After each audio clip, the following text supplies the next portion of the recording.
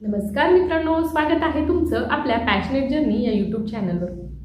आज तुम्ही गेल्या 2 दिवसांपासून विथ इंटरव्ह्यूची यादी कधी लागणार याची प्रतीक्षा करत आहात आणि त्या संदर्भामध्ये आज मी बोलणार आहे की इंटरव्ह्यू यादी कधी लागणार, विथ इंटरव्ह्यूची यादी कधी लागणार किंवा काय या गोष्टी म्हणजे ज्या गोष्टीची तुम्ही वाट बघत आहात किंवा बुलेटिनची वाट बघत आहात की ॲटलिस्ट न्यूज बुलेटिनद्वारे तरी सांगितलं गेलं पाहिजे की यादी कधी लागणार। मला असे कमेंट्स देखील येत आहे की मॅडम सांगा नेमकी यादी कधी लागणार किंवा बुलेटिन येईल का। तर मी तुम्हाला एक गोष्ट सांगते मित्रांनो, यादी जेव्हा लागेल, ज्या दिवशी ज्या डेटला यादी लागेल त्यापूर्वी न्यूज बुलेटिन येईल किंवा त्यानंतर न्यूज बुलेटिन येईल। आता यादी केव्हा लागेल तर यादी मित्रांनो 25 ते 26 तारखेच्या दरम्यानच यादी लागणं अपेक्षित होतं।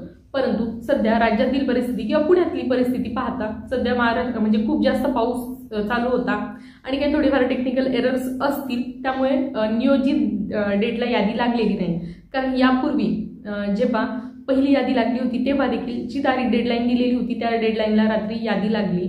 त्यानंतर जी कन्व्हर्जन राऊंडच्या बाबतीमध्ये पण तेच झालं, परंतु सध्या यादी न लागण्याचं कारण तेच आहे की काही जर टेक्निकल एरर्स इश्यूज असतील तर ते सध्या त्यावर काम करून त्यानंतर 1 ते 2 दिवसामध्ये अगदी आज उद्या किंवा माझ्या मते या 31 तारखेच्या पूर्वीच म्हणजे याच महिन्यामध्ये यादी लागणार आहे। अगदी माझ्या मते जर आज उद्या जे काही इश्यू क्लिअर झाले तर सोमवारपर्यंत यादी लागण्यास हरकत नाही।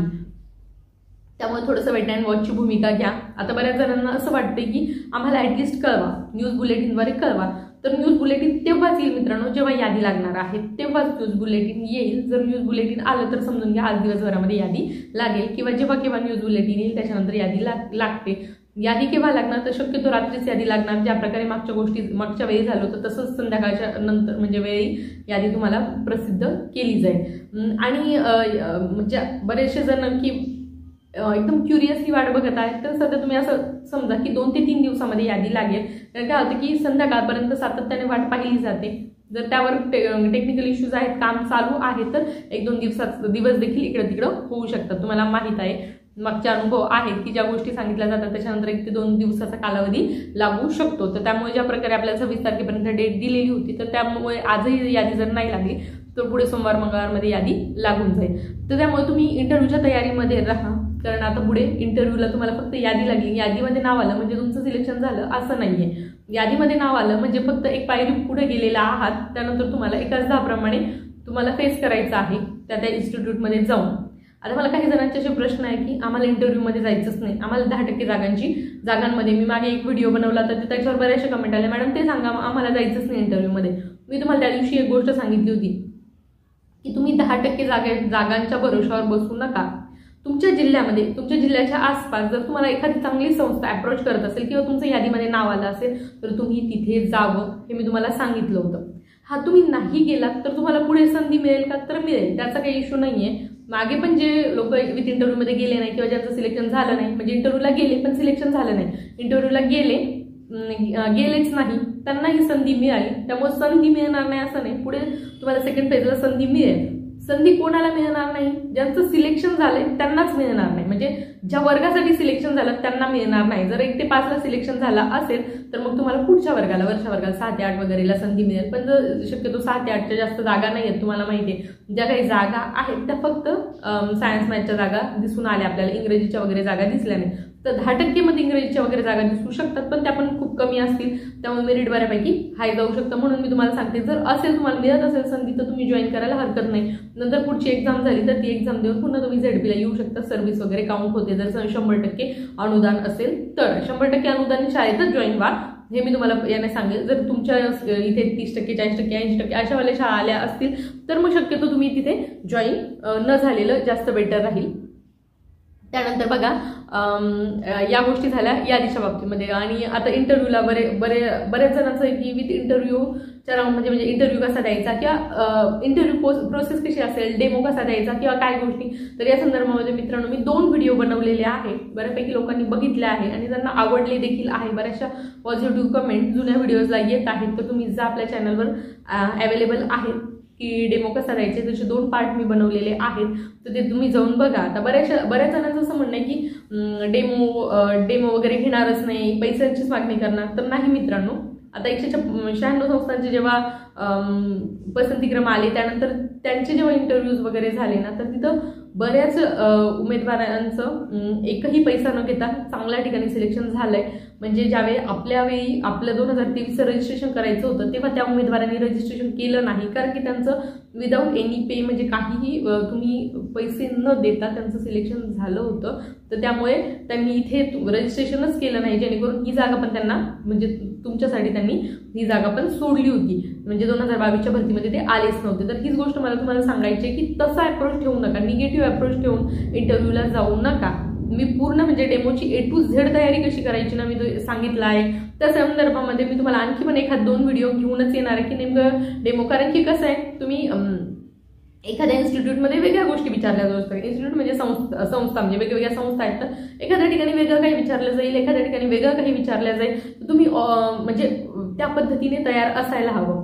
जर तुम्हाला एखाद्या ठिकाणच्या संस्थेचा अप्रोच एखाद्या संस्थेने अप्रोच केला असेल म्हणजे किंवा तुमचं सिलेक्शन यादीत नाव आलं असेल, तर अशा वेळी तुम्ही काय करा की ज्यांचं यापूर्वी तिथे विथ इंटरव्ह्यू राऊंडमध्ये सिलेक्शन झालंय म्हणजे 17च्या भरतीमध्ये कुणी तिथे गेलंय का, तर असे आपले उमेदवार शोधण्याचा प्रयत्न करा, जेणेकरून त्यांचं देखील गायडन्स मिळेल. कारण प्रत्येक मी तुम्हाला जसं सांगितलं की जिल्हा परिषदांमध्ये पण प्रत्येक जिल्हा परिषदेचे वेगवेगळे नियम होते. नियम म्हणजे सगळेच नियम नाही, परंतु कागदपत्रांच्या बाबतीमध्ये तसं सगळ्या संस्थांच्या बाबतीमध्ये त्यांचे इंटरव्ह्यू घेण्याची डेमो घेण्याची पद्धत वेगळी असू शकते.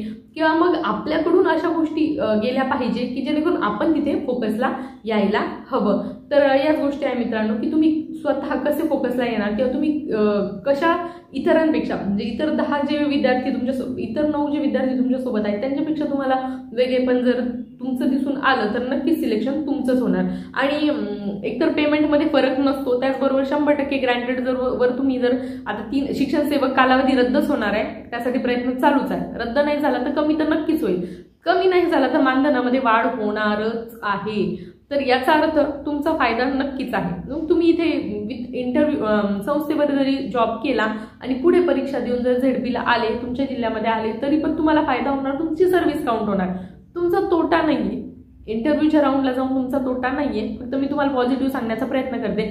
बरेचसे जण 10% जागांवर आहे की आम्हाला तिकडे जायचं, आम्हाला इंटरव्ह्यूला जायचंच नाही.